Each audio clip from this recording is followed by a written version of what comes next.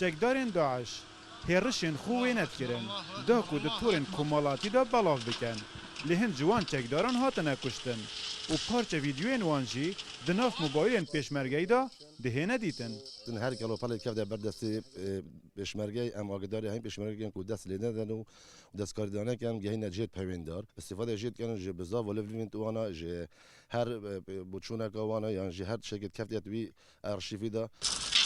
روح ابو احمد روح Di parça vîdyoyên Daeş da amîrên serbazî û çek dihêne nîşandan da ku xwebhêz nîşan bidin. Belê ew hatine hengaftin û kelopelên wan jî bûne destkeftên şerî.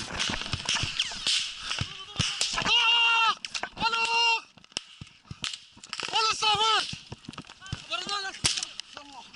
ما تشتوا بدس مكتن يعني او تشتوا برينو ك تشتكي تصويت كير او زر كارت كرنا منتاج داد كير تشتكي يعني نيجا بس بنقل كدن دست مدا نجاشتن بنكو بخشوله جيت داد كان كو منتاج يعني همي تش ديار بو كاش اورا و تناجت و نسنشي بونو وترافينو سرت تنقاب عردي بابو افتشت مجال استفاده شكير بسم الله والصلاه والسلام على رسول الله اما بعد رسالتي لاخوتي في دوله الخلافه اوصيكم بتقوى الله وحدثوا نفسكم بالعمليات الاستشهاديه.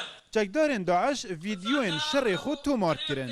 Lê parça vîdyoyên wan digel kelopelên serbazî kefne nav destê pêşmergeyî da ku êdî di jî wan bêne bkarînan. اخوان طيران الله يغفر لكم استعجلوا الله يتقبلوا الله كان يتقبلوا ما طلعت كان ما طلعت السخويه. Ev ek ji wan amîran e yên ku çekdarên Daeş berhev kirîn ku di nav sengerên pêşmergeyî de bipeqînin. Lê piştî şikestina wan ew bûye destkefteka şerî bû hêzên pêşmergey û êdî dê dijî çekdarên wan hête bkarînan. Eyûb Nisrî Rûdaw, Mîhwerê Nawiran.